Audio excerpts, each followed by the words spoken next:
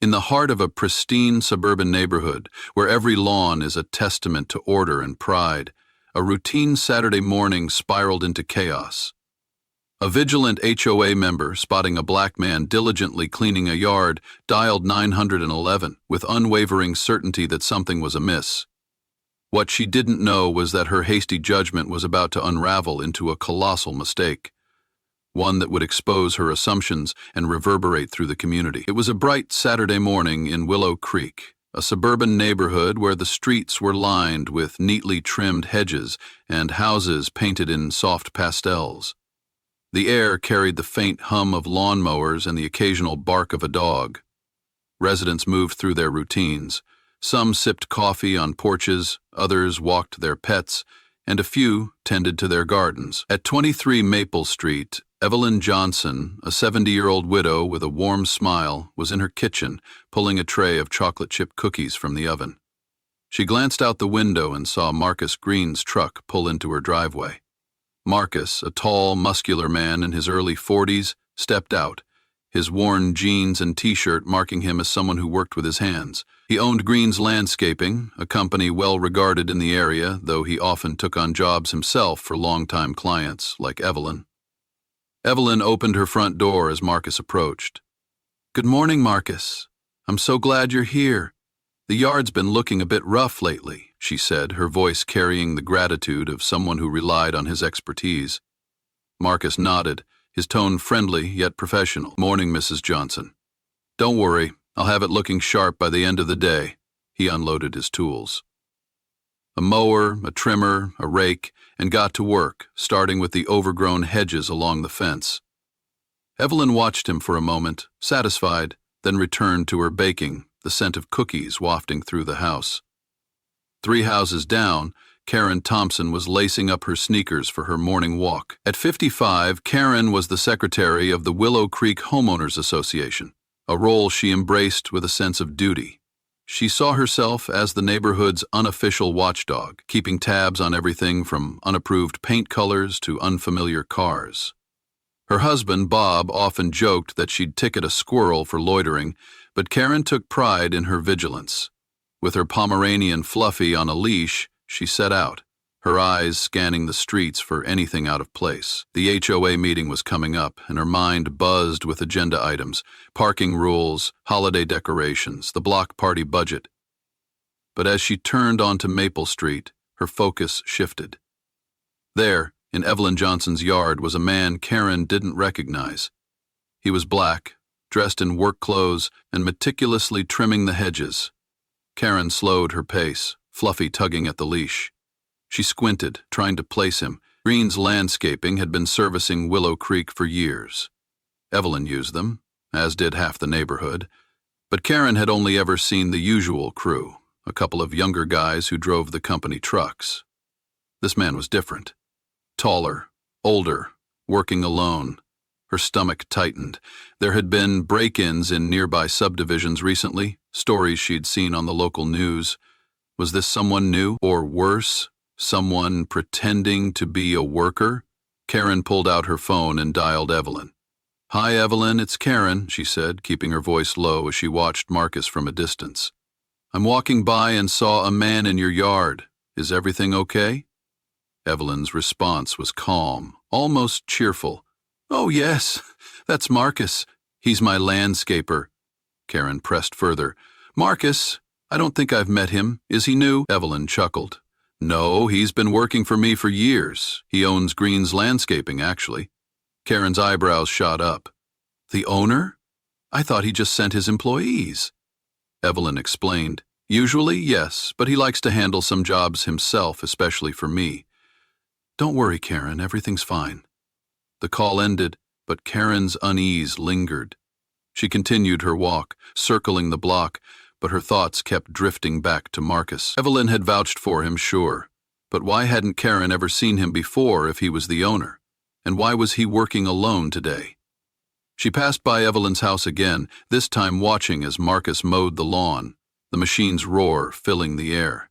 He wore gloves, which struck her as odd for a warm day. Then she saw him pause, glance around the yard, checking his work perhaps, but to Karen, It looked like he was scanning the area. Her pulse quickened. What if he was using the job as a cover? What if he was noting entry points, eyeing the windows? The news stories about scammers posing as workers flashed through her mind. Karen stopped behind a tree out of sight and made a decision. She dialed 911. 911, what's your emergency? The operator answered. Karen whispered, her voice trembling slightly. Hi. There's a suspicious man in my neighbor's yard. He's pretending to be a landscaper, but I think he's up to something. The operator asked for details. He's a black man, tall, muscular, working alone. I've never seen him before, and he's been looking around a lot, like he's checking out the house. Please send someone quickly. The operator assured her an officer would be dispatched and told her to stay safe. Karen hung up, her heart pounding. She hoped she was wrong, but she couldn't shake the feeling that she was protecting Willow Creek. Within 10 minutes, a police cruiser rolled up to 23 Maple Street.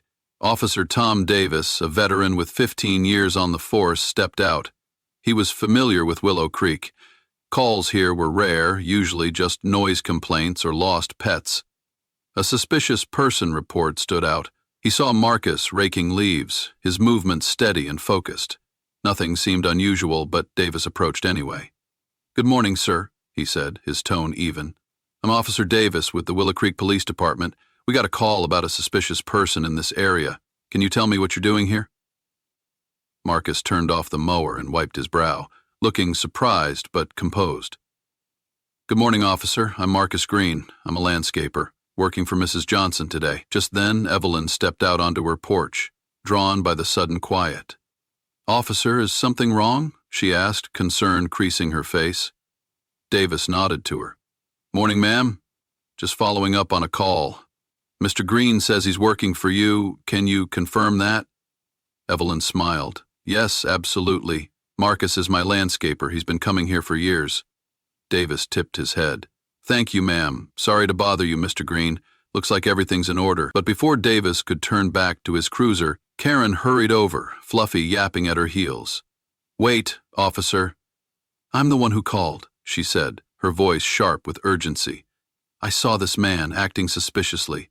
He's been looking around a lot, and I don't think he belongs here. Marcus's expression shifted from surprise to frustration, though he kept his tone calm. Ma'am, I was just checking the yard to see what needs doing. It's part of my job. Karen pointed at his hands. Then why are you wearing gloves? It's not cold out. Marcus held them up. These are work gloves, for thorns and dirt. Davis stepped in.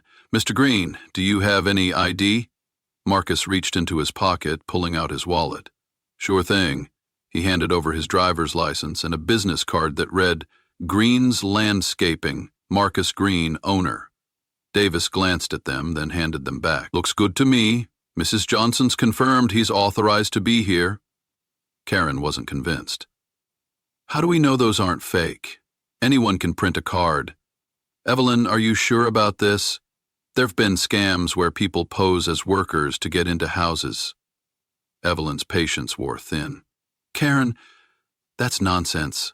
Marcus is a professional. He owns Green's Landscaping, the company that did the community garden last year. Everyone loved it. Karen's eyes widened. Wait, you're the owner? Marcus nodded. Yes, ma'am. Been in business over 10 years. At that moment, Anil Patel, a neighbor from across the street, walked over. He'd been watching from his porch and recognized Marcus. Hey, Marcus, good to see you. You did my backyard last month. My wife's still raving about it. Marcus smiled. Thanks, Mr. Patel. Glad she liked it. Anil turned to Karen. You remember the HOA meeting where we praised Green's Landscaping? Marcus is the guy behind it all. Karen's face flushed red, her confidence crumbling. Oh, I didn't know. I'm so sorry, Mr. Green. I thought... She trailed off, unable to finish. Davis fixed her with a steady gaze. Ma'am, it's good to be cautious, but you need to check facts before calling us.